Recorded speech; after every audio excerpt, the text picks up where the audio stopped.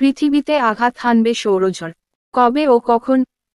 সৌরঝড়ের সময় সূর্যের কেন্দ্রে প্লাজমা ও চুম্বকীয় তরঙ্গের বিরাট বিস্ফোরণ ঘটে। সেই ঝড়ের ঝাপটা পৃথিবীতে আঘাত হানলে বৈদ্যুতিক ও চুম্বকীয় বিকিরণের বিচ্ছুরণ দেখা যায়।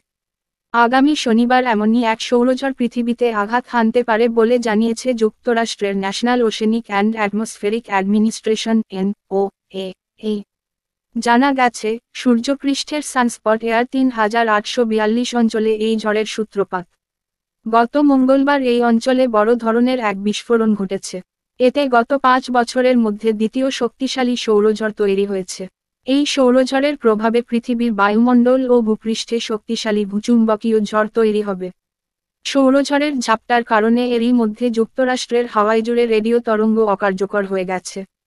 NOAA এর তথ্যমতে, সৌরঝড়ের ঝাপটা শনিবার দুপুরের পর পৃথিবীর ওপরে আছড়ে পড়তে পারে।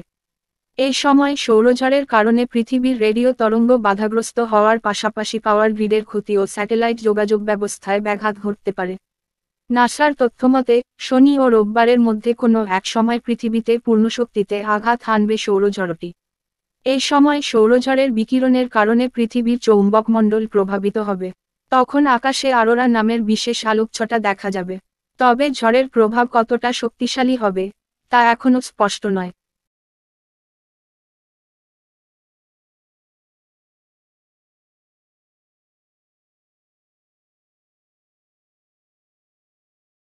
পৃথিবীতে আঘাত হানবে সৌরঝড়। কবে ও কখন?